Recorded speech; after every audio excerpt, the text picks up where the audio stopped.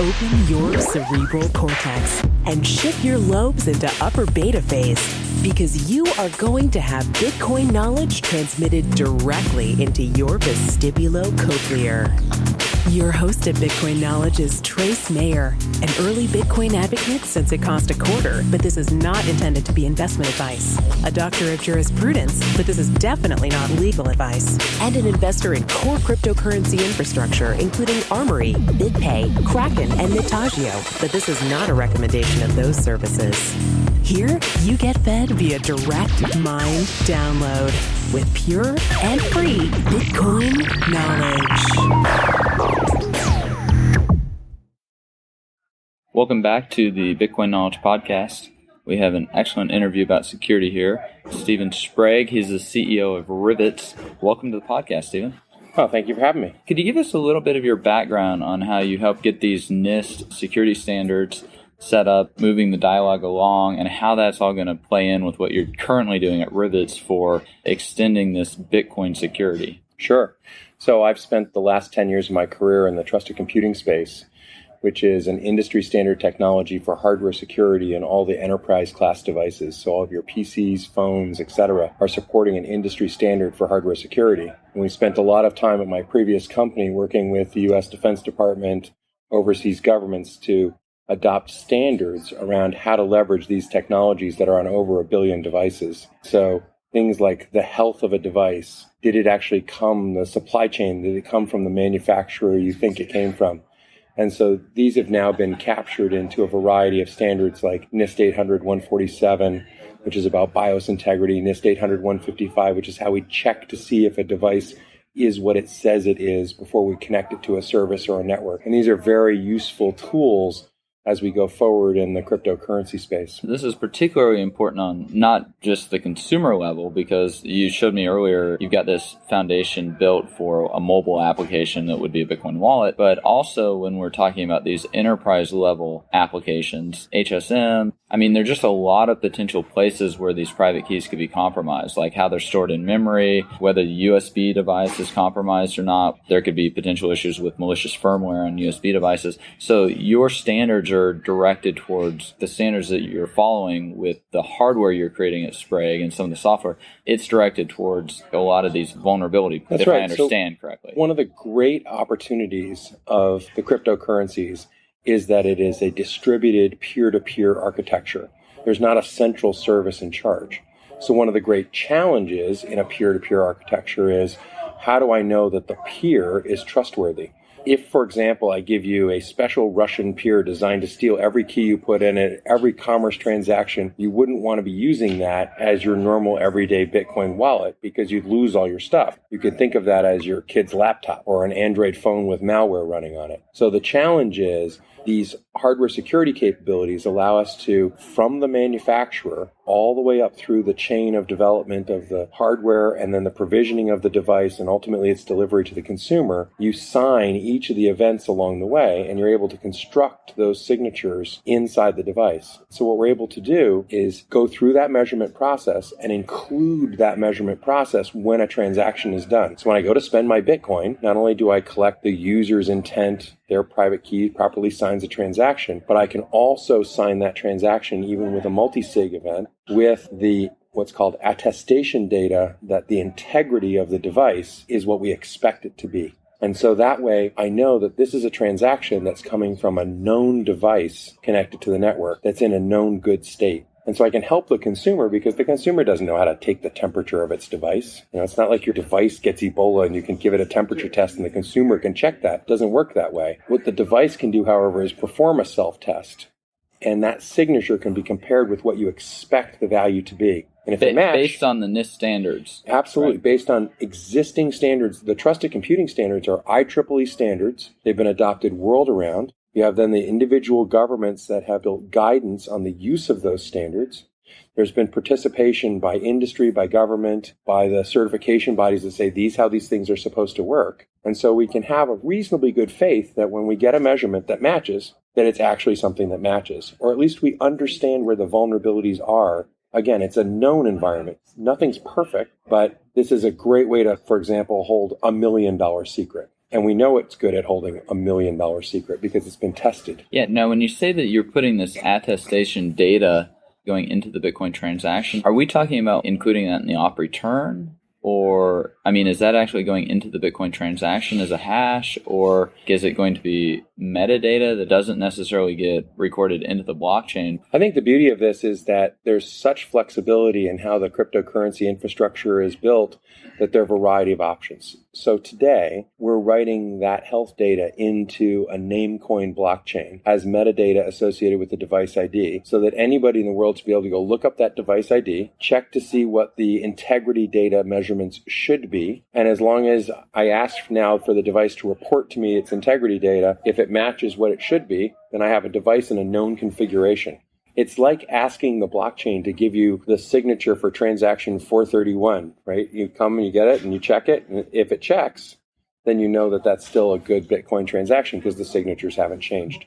So the same thing is true for health data. It's just a different construct in the device. Right, because right now when we do a Bitcoin transaction, the network, all it is currently checking for are whether the private keys signed the transaction or not. It doesn't care anything about any extemporaneous information or data that might be around that transaction, such as the individual who actually did the signing, the device that it was done with. Because, I mean, we're looking at things like Apple Pay, for example, and we've got the Touch ID where it takes the fingerprint scan into the Apple phone. Like all of this type of extraneous metadata, if I understand correctly, could be included among these Bitcoin transactions or included in alternate chains. Like you're using the Namecoin chain, but with the Blockstream project, we could even build that into another side chain that's interoperable with Bitcoin. Absolutely. In that sense, whether right? and from our perspective, whether it's a side chain or, again, there are a variety of ways to do this. You could do this as a custom multi-sig.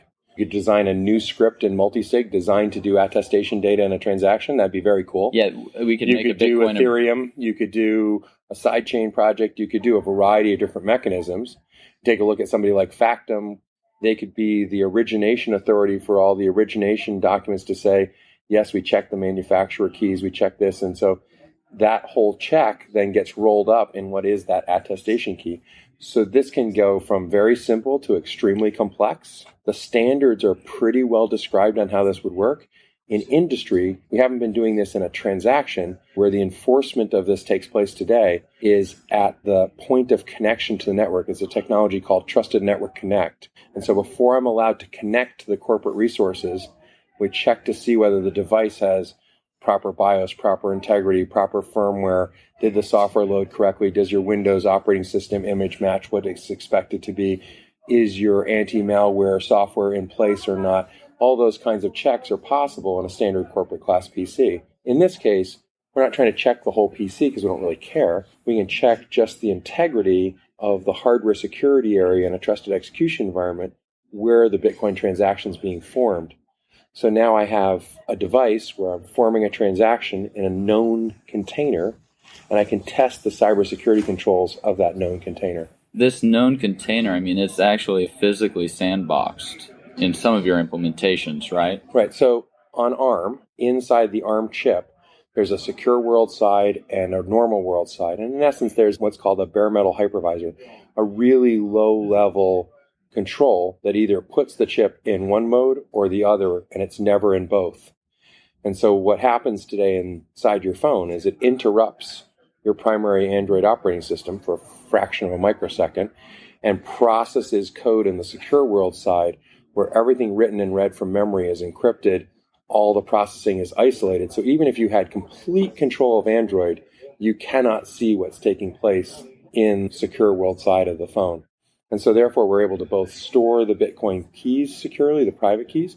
We're able to generate them securely with good random number generation. And we're able to provide the tools to actually sign the Bitcoin transaction in a manner where it's signed in that secure environment. Then it's handed back to the real world side of Android. Because it's a signed transaction, we don't care at that point. As long as it's delivered across the network, it will become a Bitcoin transaction. Right, because that's one of the big deals with Armory, for example. We've got the Bitcoin Core, the reference implementation that's the gold standard in terms of network security.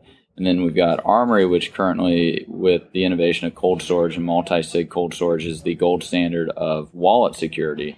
And so you're taking this wallet security to a whole new level by actually bringing in trusted devices and having these assurance standards with those devices, where we're actually doing the signing of the transactions before we broadcast them to the network. That's correct. So we're trying to take advantage of the state-of-the-art capabilities that Intel and ARM have built into their chipsets across the devices.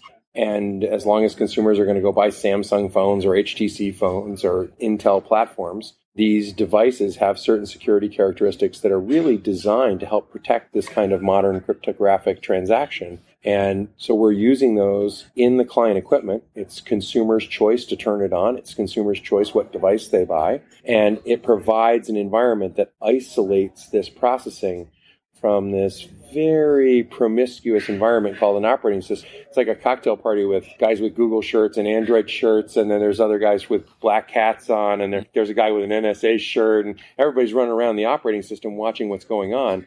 What we're trying to do is create a little secure area where the Bitcoin transaction can be done. And so these tools were designed exactly for this purpose. And so it's great to bring them. The community of trusted computing has spent a decade and many billions of dollars provisioning this infrastructure. It's great to have a true consumer application where we can roll it out in scale and not have to go sit down and talk to Visa about whether or not they're going to support it on their network. The beauty of Bitcoin is once you make it work in the client, it works to every Bitcoin merchant that's signed up. Yeah, that wants to use it. We've got not just consumer application with this technology, though, this trusted computing.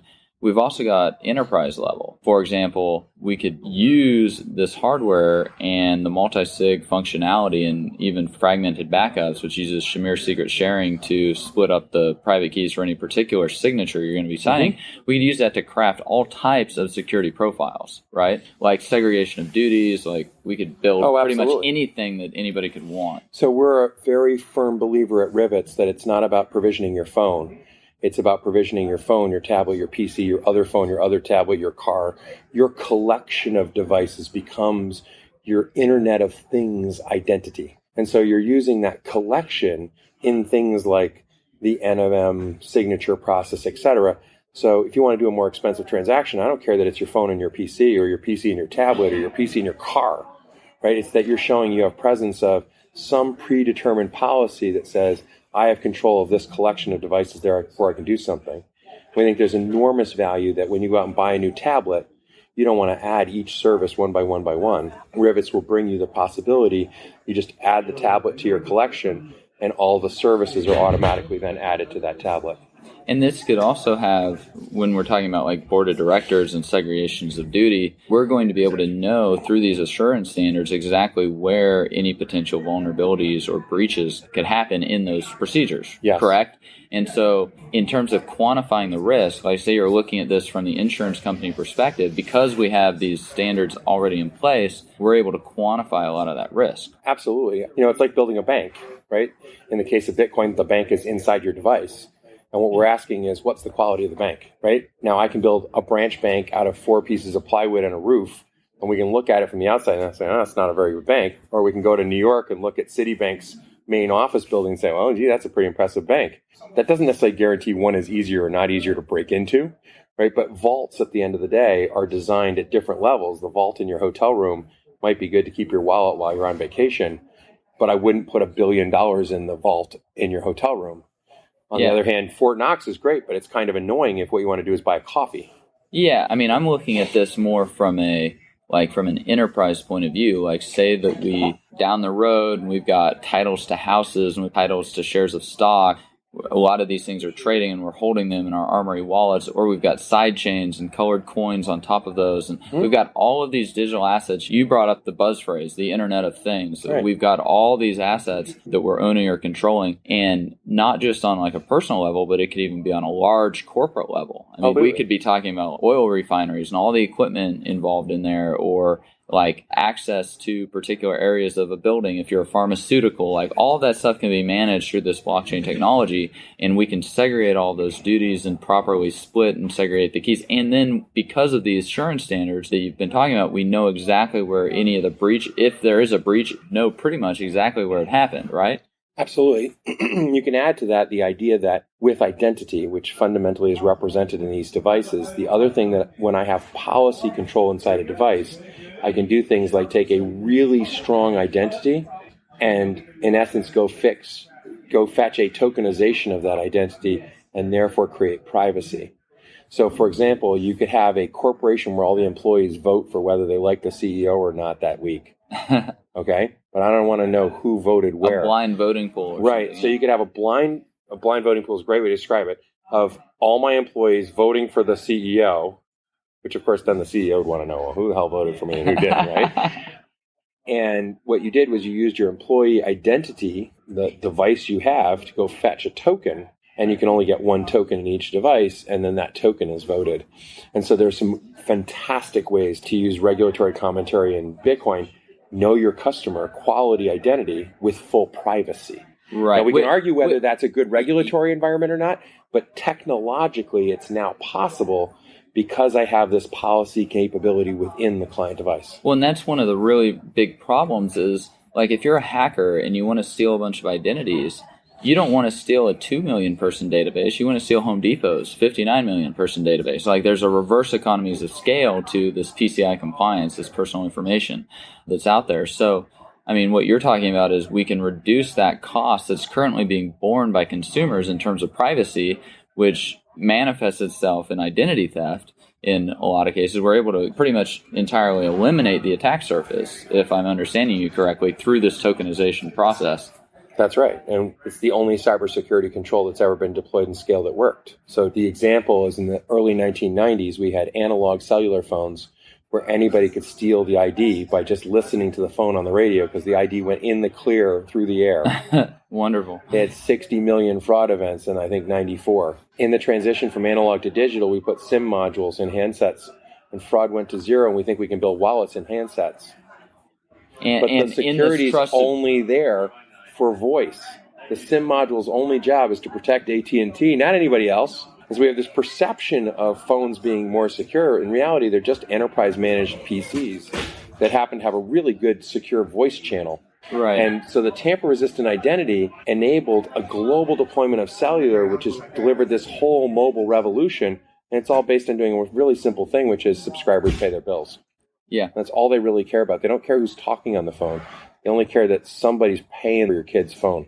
Yeah, and a lot of people, discount the importance of the security also until they're actually a victim of the identity theft, or they do have some type of a security event. Well, security is an afterthought. I mean, the problem we have in enterprise is that there's somebody at JP Morgan Chase who got phished, and when they lost their credentials, they lost the database. Why is it that the JP Morgan Chase IT staff trusts humans? What they should have done is tokenized all their Windows passwords, given them a virtual smart card. Now the user logs into their machine with a PIN number, but machines log into the network. So you'd have to steal a physical JP Morgan machine. You wouldn't have to steal a user password. User password only works if you use it on a JP Morgan machine. On a specific machine. That's right. And then you're building in additional checks and balances in that security profile. That's correct. And so we moved to a model that's well understood in consumer, which is mobile phones actually work pretty well.